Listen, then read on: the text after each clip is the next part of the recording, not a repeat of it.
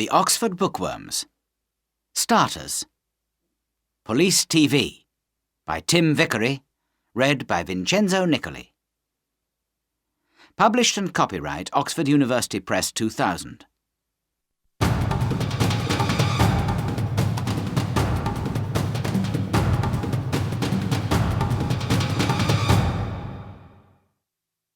Chapter 1. The Jogger. Dan and Sue are police officers in London. It is a Tuesday morning and Dan is angry.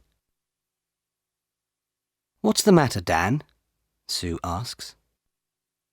"Look at this," Dan says. "Every day someone steals money from people near the shops. We must stop this." "Yes, of course," Sue says. "But who is it?" "There is a jogger," Dan says. "Every day he runs near the shops. Sometimes he runs into people. Perhaps he steals the money." "OK," Sue says. "Let's go to the shops. Perhaps we can see this jogger."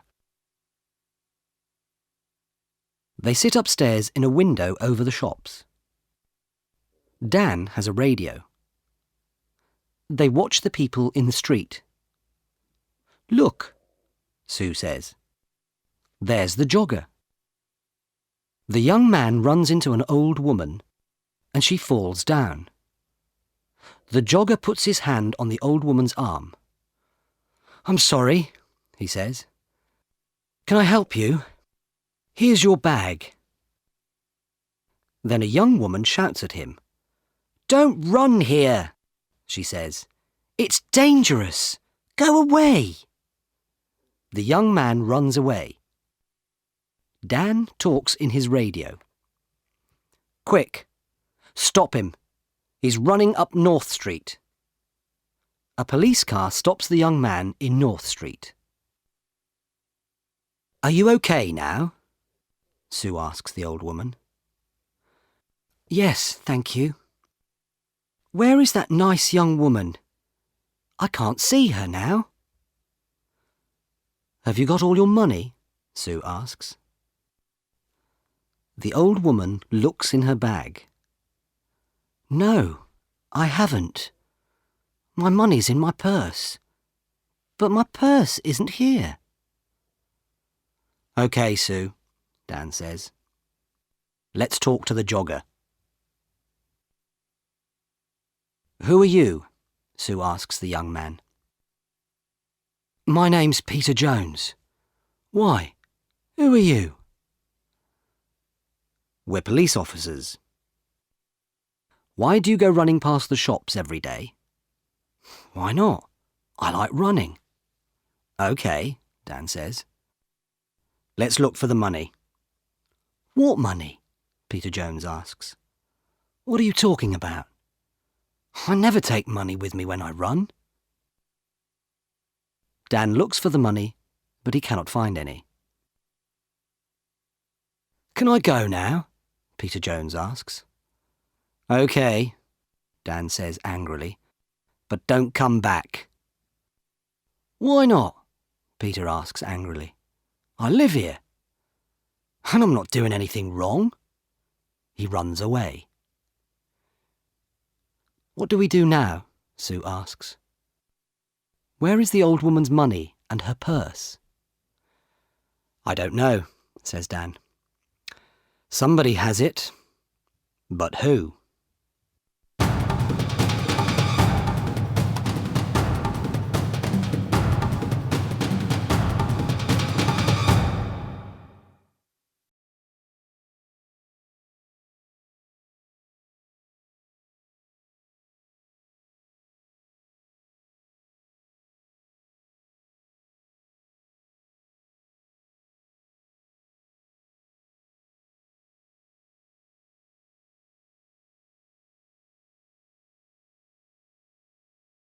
Chapter 2.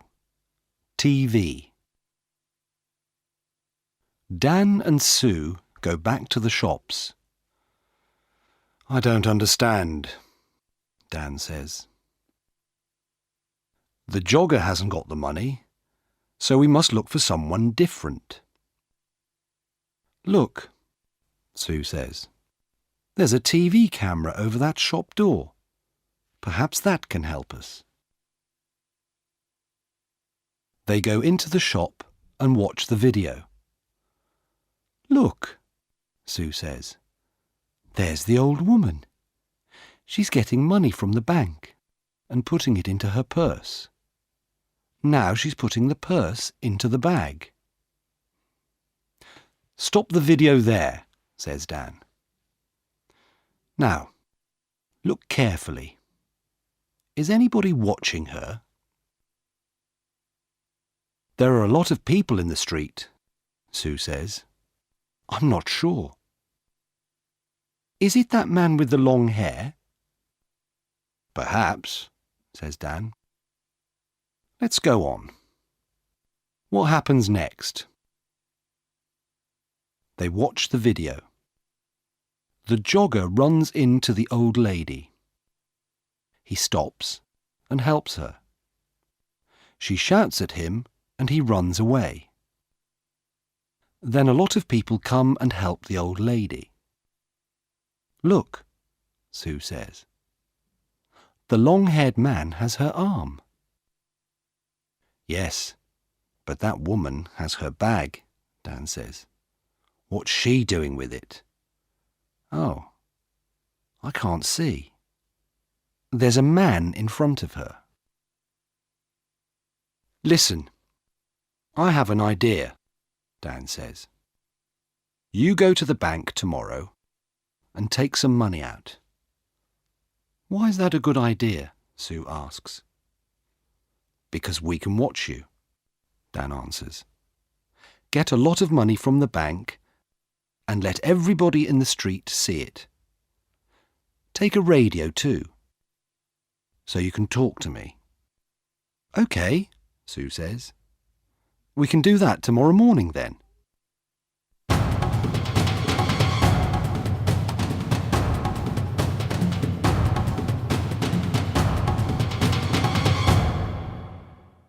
Chapter 3.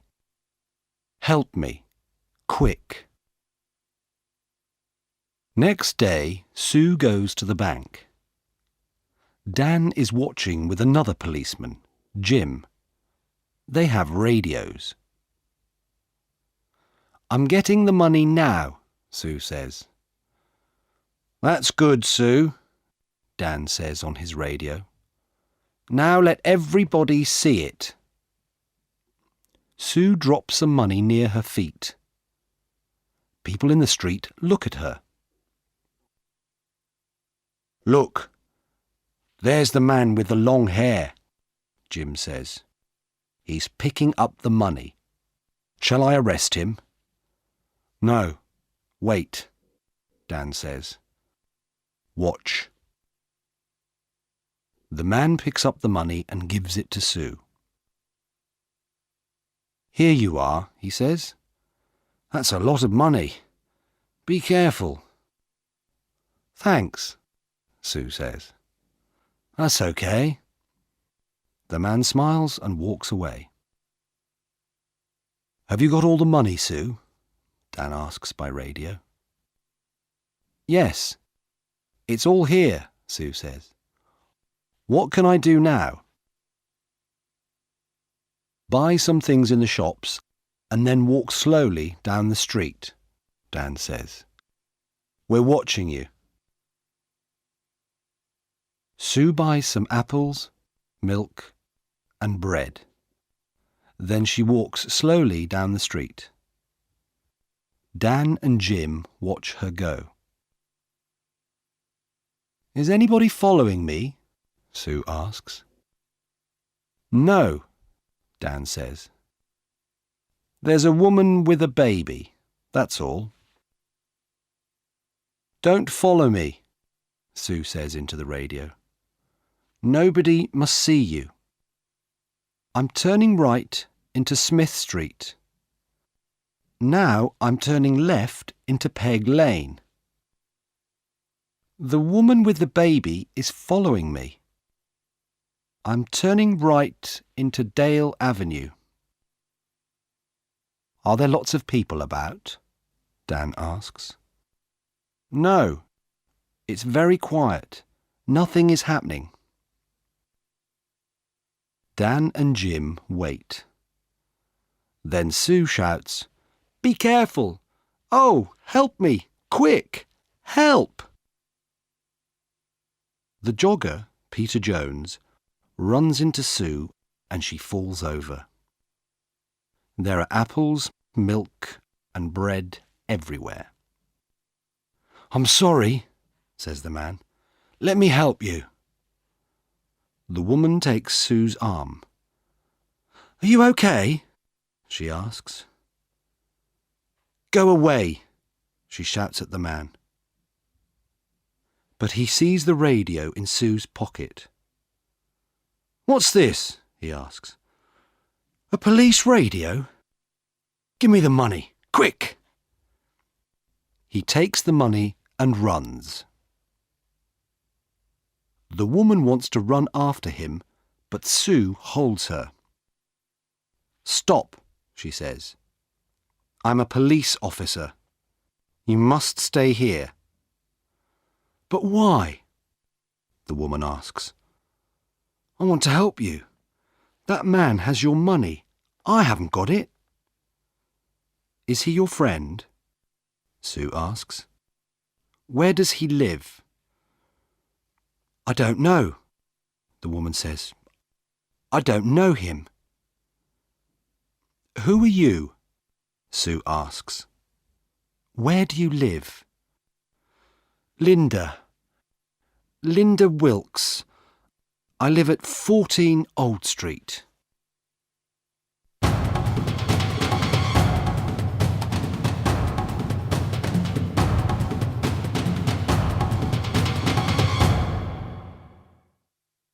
Chapter 4. Man with a Knife. Dan runs up to Sue. "Are you okay?" he asks. "Yes, I'm okay," she says. "Go on, Dan. Run." Sue calls a police car on her radio. Dan runs after Peter Jones. "Jim, he's turning left into Dock Lane," he shouts. "Can you see him?" "I can see him, but he's running very fast," Jim says. The jogger sees Jim and gets into a boat. Jim runs to the river and gets into the boat too. "Stop," Jim says. "I'm a police officer." "Oh, no!" The jogger, Peter Jones, hits Jim and he falls into the water. The boat goes across the river. Dan helps Jim out of the water. "He's going into a cafe," Dan says. "Come on, let's run to that bridge." They go across the bridge and run to the cafe. Jim goes behind the cafe and Dan goes in. "Is he in there?"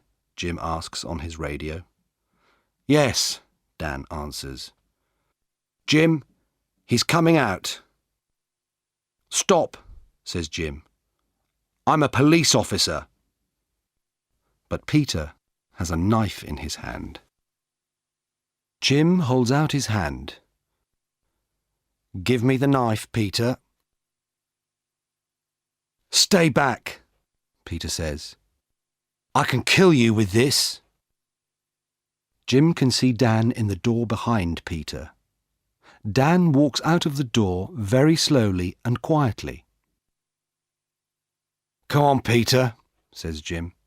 "Give me the knife." Dan takes Peter's arms from behind, and Jim takes the knife from his hand. Dan finds the money in Peter's trousers.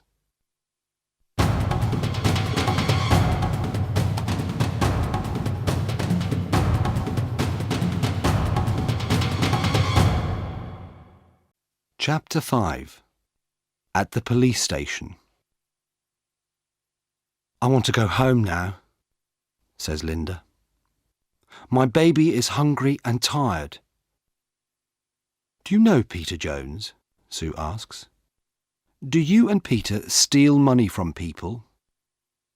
No, I don't know him, and I never steal money. Do you know this woman, Peter? Dan asks.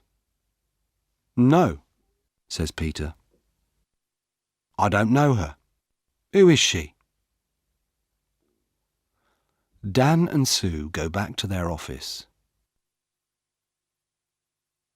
Does Linda work with Peter? Dan asks Sue. Yes, she does, says Sue. Watch this video. Look, there she is. She's watching me get the money, and now she's talking to someone on her phone. But who is she talking to? She's talking to Peter, of course. Now she's following me and talking to him again. She's talking about me. Dan and Sue speak to Linda again. Can I see your phone, please, Miss Wilkes? Sue asks. My phone? Why do you want to see that?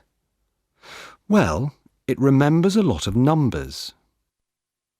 Sue presses 1 on Linda's phone. Peter's phone begins to ring. Sue laughs. Let me ask you again, Miss Wilkes. Do you know Peter Jones? Well, yes, OK, I know him, but I don't steal money. Sue and Dan take Linda home. They go into her house.